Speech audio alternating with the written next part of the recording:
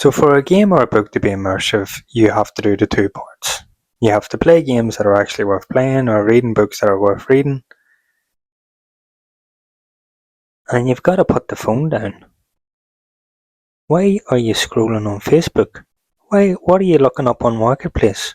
Is there something more interesting in the Marketplace than the game or the book you're reading or playing? Doesn't matter. Hi guys, welcome to the channel. My name's James on a Hill, and here we talk about my favourite games and books that I like to immerse myself into and that I find positive escapism into as well. Today's video I'm going to be talking about immersion and what does it mean and what does it look like in games and what does it look like in books. So what does immersion mean? Immersion means to dip something in a substance that is making it fully covered. So there's no hand up over above the water. There's no head up above the water looking around. You're not thinking about the birds, you're not thinking about the sky, you're not thinking about the clouds, you're not thinking about the sun. Nothing matters. The only thing that matters is what's underneath the water. So yes, the fishies, the blue water, the seaweed, the jellyfish. Do you get the point? When we think about immersion in games and books, it's not like we're going to throw a book or a game into the actual water. That's not what it's about. What it means to me, anyway, is that immersion is the act of us me being fully immersed in this game or book, and I'm forgetting about everything else. All that matters is the game or the book. Bottom line. And when I think about games that do really well in this, I'm thinking of Skyrim, Red Dead Redemption 2, whatever games, Tears of the Kingdom, Breath of the Wild, we've got Elden Ring, Dark Souls, all of it. Great, fantastic games, open world games, linear games that make you forget that you are living on Earth for the 20 minutes that you get to sit down and do it.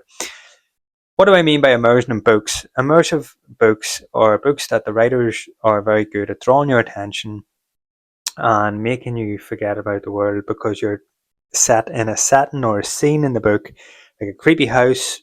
Whenever I talk about The Woman in Black, which I'm going to be talking about in a minute, like in that book, I was scared shitless, and I was like living in that house. I wasn't in my own house; I was in that house. That is a real place in my head. So that's what I mean about immersion in a book as well. Like when the writer makes it believable. When I think about these two aspects of immersion in games and books, to me, what matters is the ability just to forget. Bottom line, that's all that matters. So to give a good examples of it is, let's start off with the book, okay? So the book, The Woman in Black, I'm gonna read a wee bit of this to explain what I mean. Now, this book starts off where you are with the main protagonist called Arthur Kipps, and it starts off on Christmas Eve, and it's Christmas Eve, and he's around his family, and all the children are having a fun time, and they're all telling ghost stories. And then something happens to Arthur where he starts to get agitated, he starts to panic, he basically has a panic attack because he's being reminded of past events. Okay? So this is the way that the book explains it. Indeed, since those earlier experiences, I had deliberately avoided all contemplation of any remotely non-material matters and clung to the prosaic, the visible, and the tangible. Like, what does that mean? Like, fantastic, unbelievable. I truly believed that I had at last come out from under the long shadow cast by the events of the past, and saw from his face and felt the warmth of his hand clasp that Mr. Bentley believed it too, and that a burden had been lifted from his own shoulders.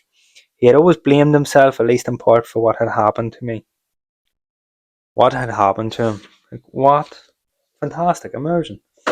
So that's what I mean. Like, you want to find out what he's talking about, and you can easily forget or skim past things like that if you're not fully immersed. And I just love that about books when writers are making a point and trying to draw you in. So good job, Susan Hill. Now, for me to explain immersion in the simplest way I can, I'll have to use this diagram.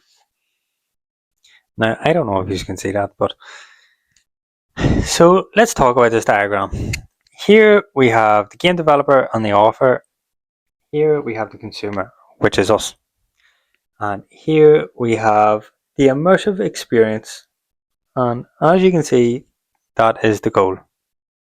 So there's a bit of moving parts in this.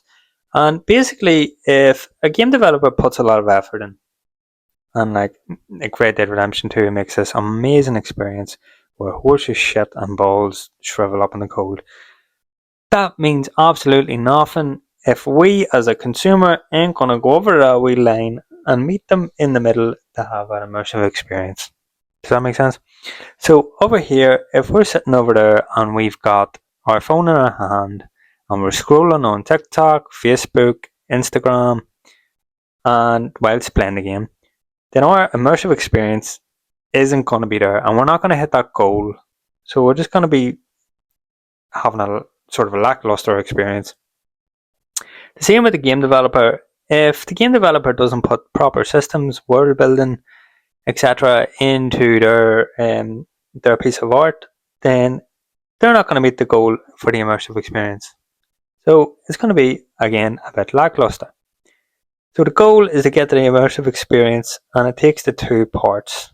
Now, when we talk about this, I met halfway. I met the goal of the immersive experience by meeting it halfway. I didn't really have much of a plan with this video. I was just sort of trying to talk to the camera with different angles, and I was just saying things that came to my mind. So there wasn't so much a format as in part one or part two. I just wanted to explain what my take is on immersion and my experience in that, and which I think immersion is, and how it's important. And I think with finding escapism in a positive manner, I think the immersion has to be right, or has to be done well. If we have good immersion and we have good escapism. So I'd love to hear from you guys. What makes an experience immersive for you?